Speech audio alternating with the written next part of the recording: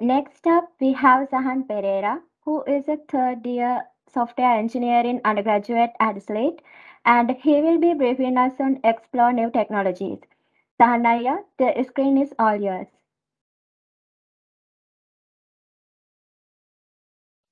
Thank you, Minoli.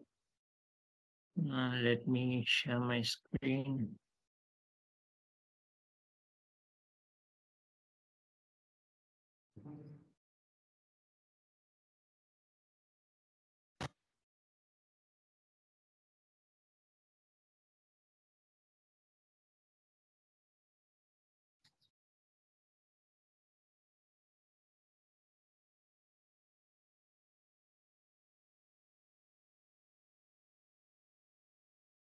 Hope you can see the screen.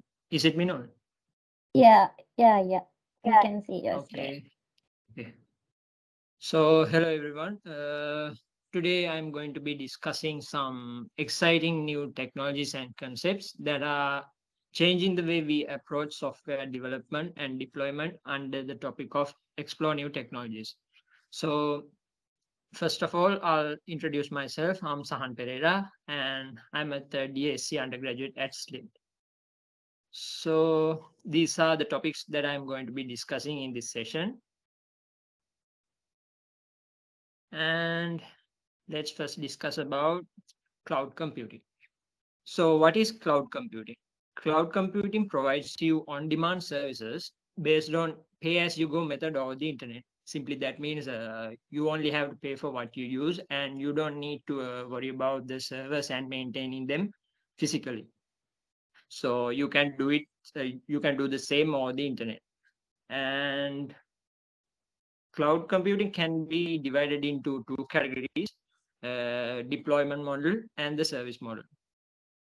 So the deployment model can be further divided into three categories: public cloud, private, and hybrid.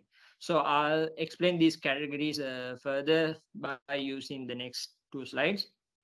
So yeah. So imagine you're traveling to work and you have three options to choose. Okay. So one is you can use buses, which represent the public cloud. In here, it is available and accessible for the public or the internet. And these are owned by the cloud service providers like AWS, Azure, and Google Cloud. And two, you can use your own car. This represents the private cloud, which the infrastructure is owned by and operated by a single organization. And then you have the third option of renting a cab, which represents the hybrid cloud. It's a combination of both public and private. Sometimes it uses a private cloud, and sometimes it uses a public cloud. So now let's take a look at the service model. Let's say you have a craving to eat a piece of cake, just a piece of cake, not the whole thing. So you have three options. First option is you can buy the ingredients and bake a cake and eat it. This represents the infrastructure as a model, as a service model, and you can pay and you can use that resources what you need that provided by the cloud service providers. And the next option is to order a cake.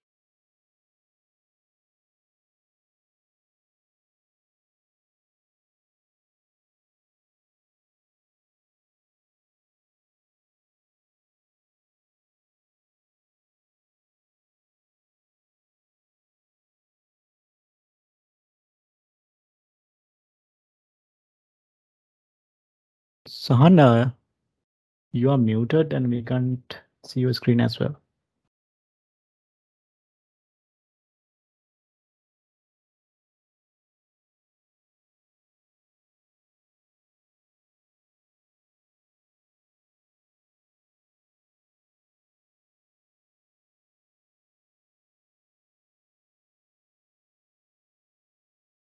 Am I audible now?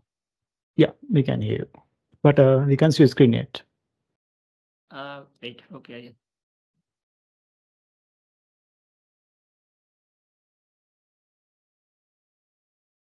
Now is it okay?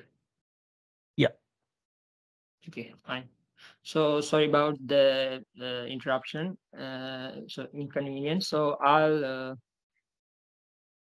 explain.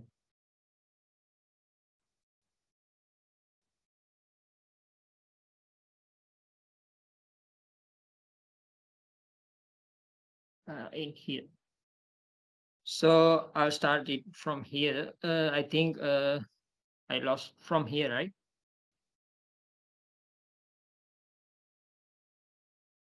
So anyway, I'll discuss Yes, Sahan, yeah. from. Yeah, is it? Okay. Okay, so let's take a look at the service model. So let's say you have a craving to eat a piece of cake. So you have three options. First one is you can buy the ingredients and bake it by your own and eat it. This represents the infrastructure as a service model. So you can pay. So you can pay and use the resources that you need. They're provided by the cloud service providers. And the second option is you can order cake online, which represent the platform as a service model. It provides runtime environments and platforms for developing and managing your applications. And finally, you can easily dine out and eat a cake. So this represents the software as a service model, which the cloud providers will provide us all the services and infrastructures, and you don't need to worry about the infrastructures and all. So you can use those services using APIs or using an interface easily. Okay, let's imagine you own your own IT company. It's a small one, and you want to scale it up. But you have some issues like you have limited resources and like you have small size of team. Then you get to hear about the cloud computing.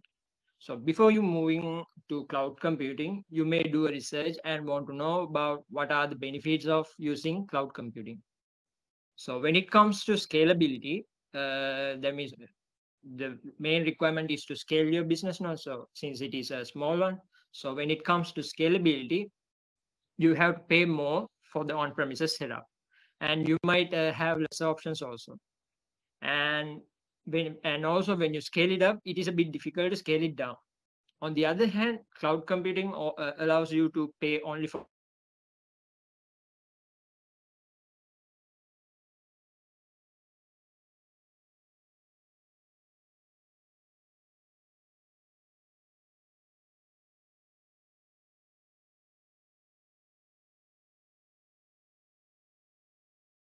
I think your mic is muted. yeah. I think there's an issue with my browser. Let me share again.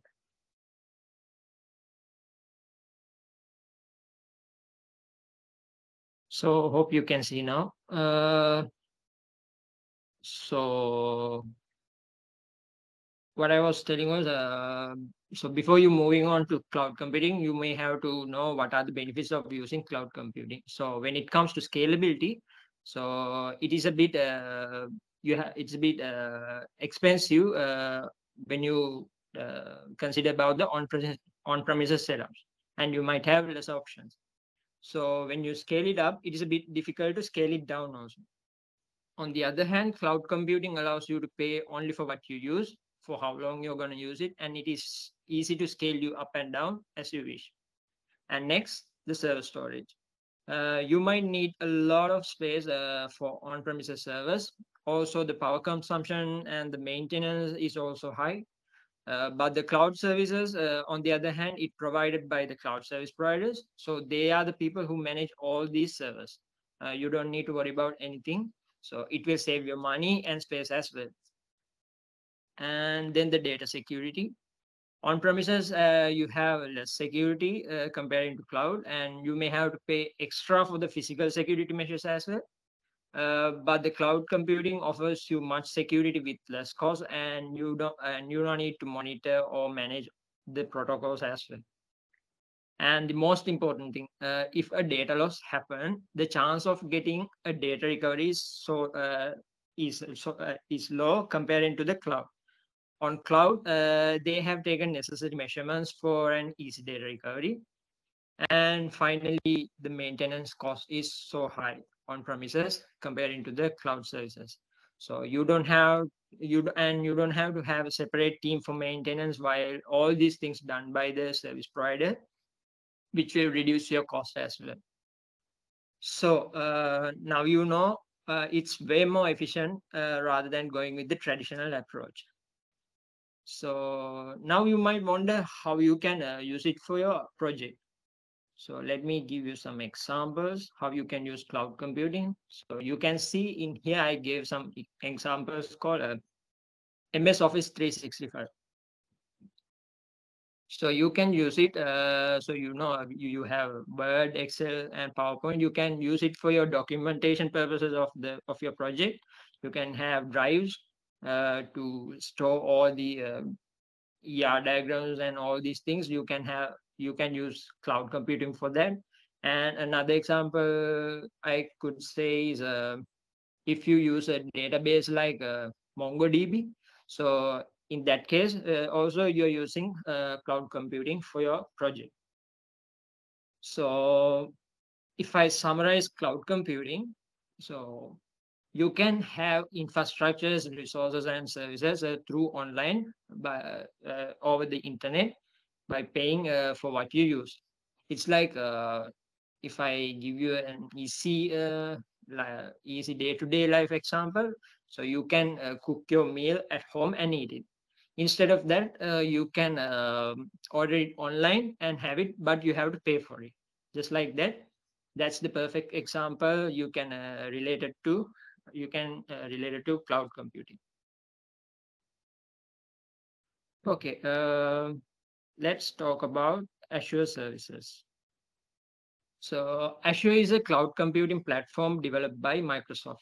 It allows you to use so many tools and services. I'll show you in a bit. I'll show you those things in a bit according to your requirement. And it is scalable, cost efficient. All these things I have discussed in the previous topics. So it's better to show you how you can use it in your project. So let me share my screen.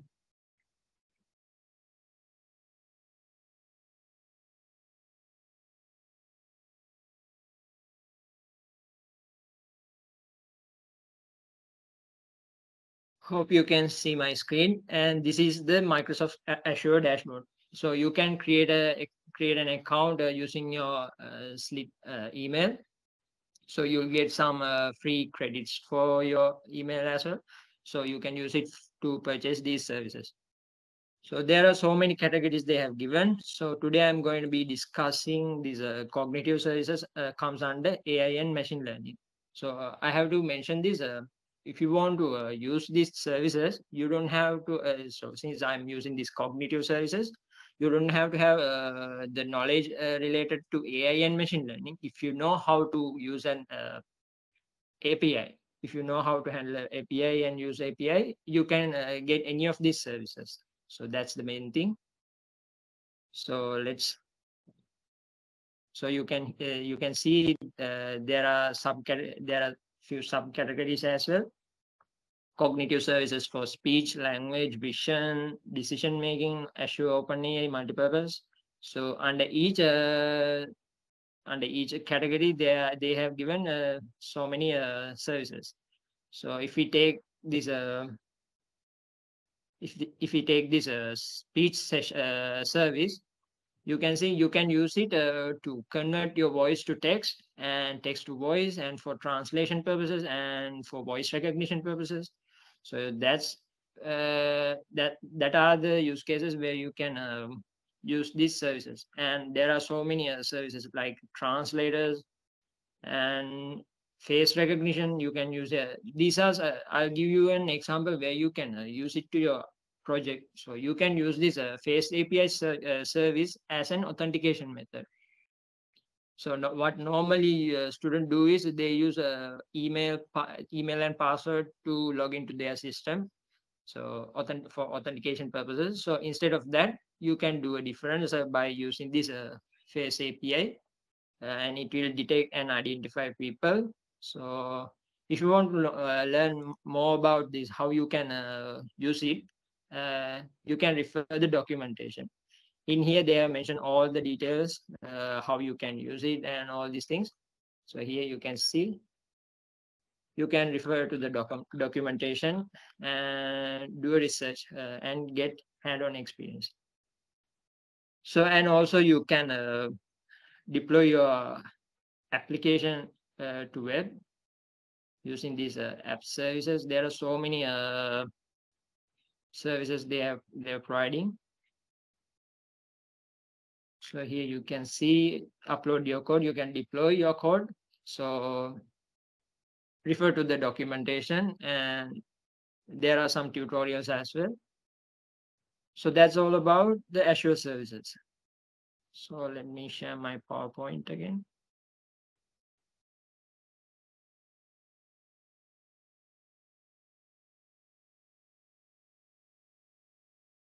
All right, we discussed this and we discussed this. So now let's talk about microservices. So before I move on to that, I want to share with you guys a bit of experience that I had in my last semester. And that's about a situation that happened to one of my friends actually during the last semester. So they used MERN as the tech stack for the ITP, and one of the member used Java servlets to implement his function.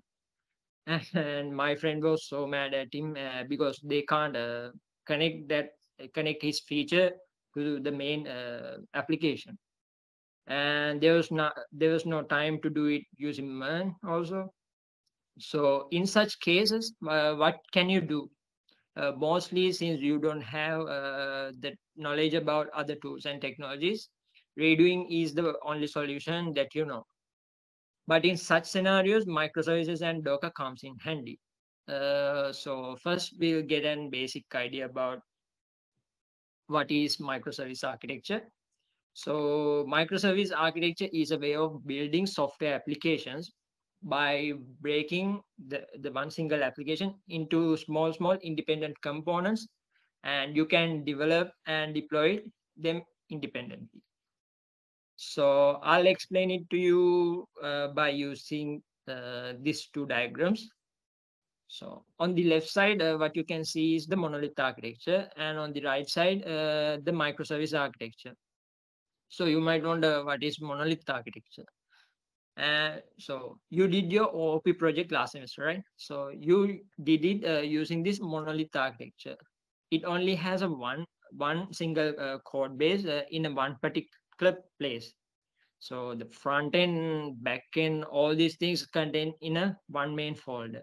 So even you divide your application into several business functions among your team members, when it comes to integration, you may have to download the code of that particular service of your friend, of your team member, into that main folder. So on the other hand, the microservice architecture, you don't have to do that. So you can develop them independently, like you can see. Each microservice represent a business function, like payment or a purchase function, or business shopping cart. Likewise, there are so many business functions you can categorize in a one particular in a one whole project. So you can divide them into several components, and you can deploy it several independently. So, and the other thing is you can use different databases for each and every microservice. You don't have to use the same my database like you did in the OOP project. And here you can see you did a OOP project using, I don't know, we did we used MySQL for our project. So you, in monolith architecture, you can have only one database, but in the microservice you can have several databases, and each microservices communicating with each other using APIs. So that's the high level understanding of the microservice architecture. And let's discuss about what are the advantages and what are the disadvantages of using microservice architecture. So it's highly flexible. That means, let's say you develop a particular component in a iOS environment, and you can test it in another environment. Like you can do it in a Windows environment, Linux, likewise, and you can even test it in the client environment also. It will run. You don't If it tests properly, you don't have any issue with the OS and all. And it's more scalable since it is independent. You can scale it up or down without affecting the other components. And it is more resilient. That means if a particular service got a bug, it won't affect the whole application. You may have experience in your last semester if one team members a particular function got a bug, it will affect the whole application. You can't run the whole application. So that won't happen if you use this microservice architecture.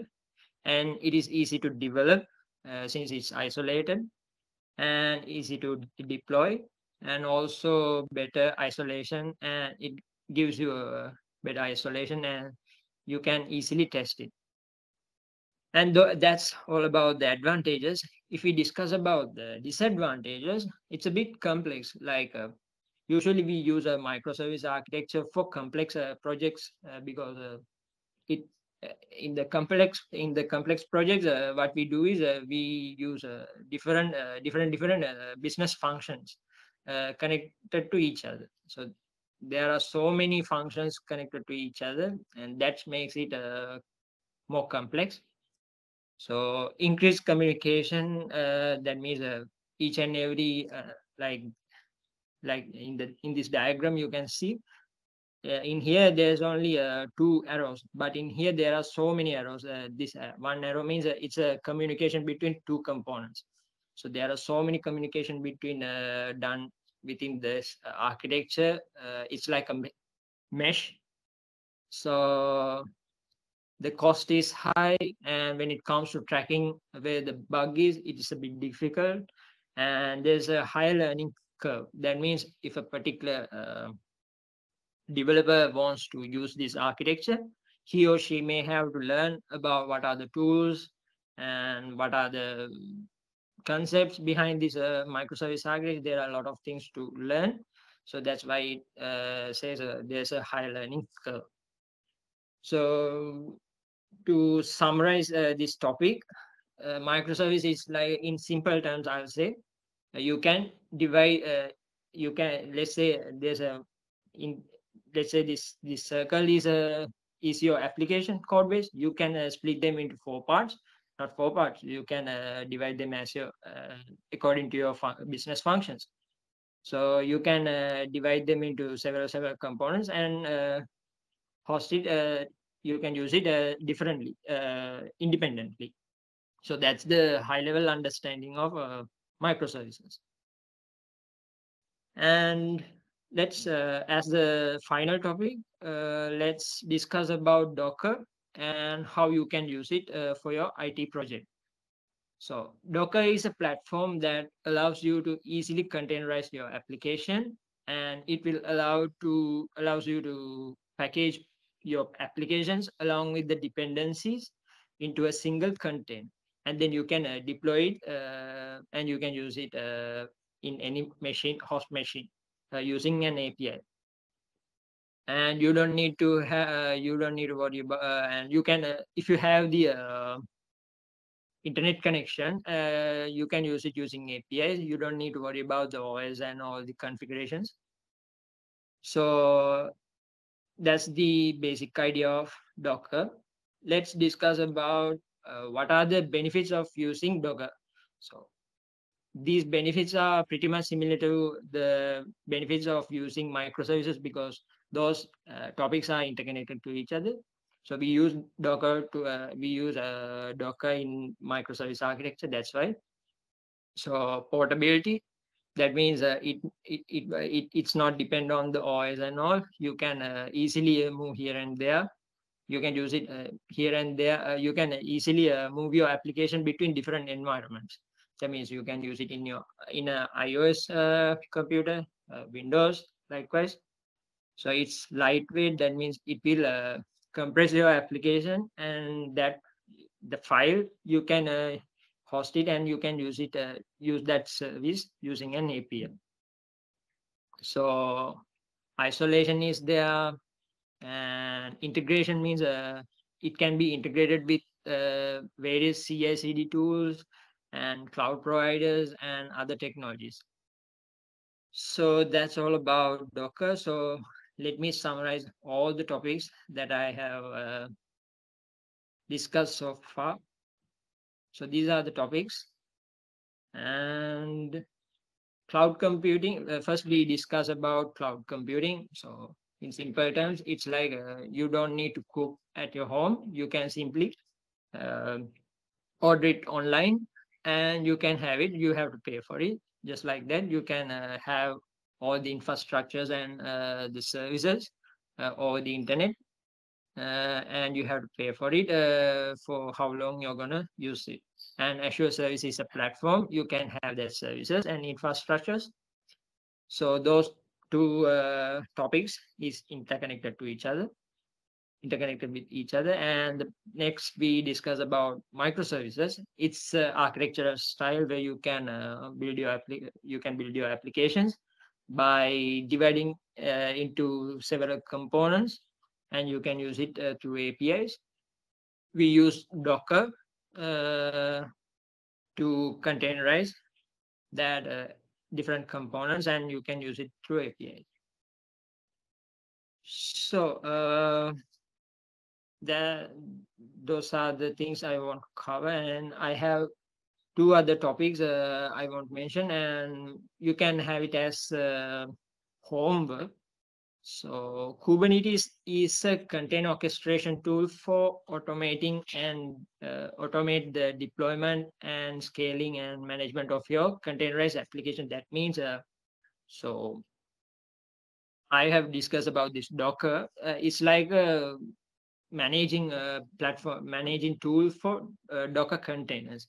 It manages all the Docker containers and all.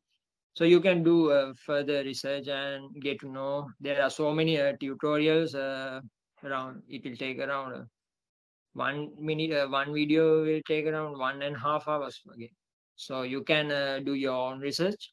So, and the other thing is Jenkins. It's an automation tool that is used to automate building, testing, and deploying your software. So that's all about my presentation. So if you have any questions, you can drop it in the chat box.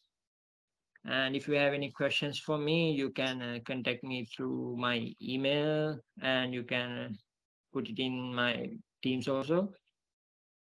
And you can contact me through LinkedIn as well. So that's all about my presentation. I hope you all do very best for your project.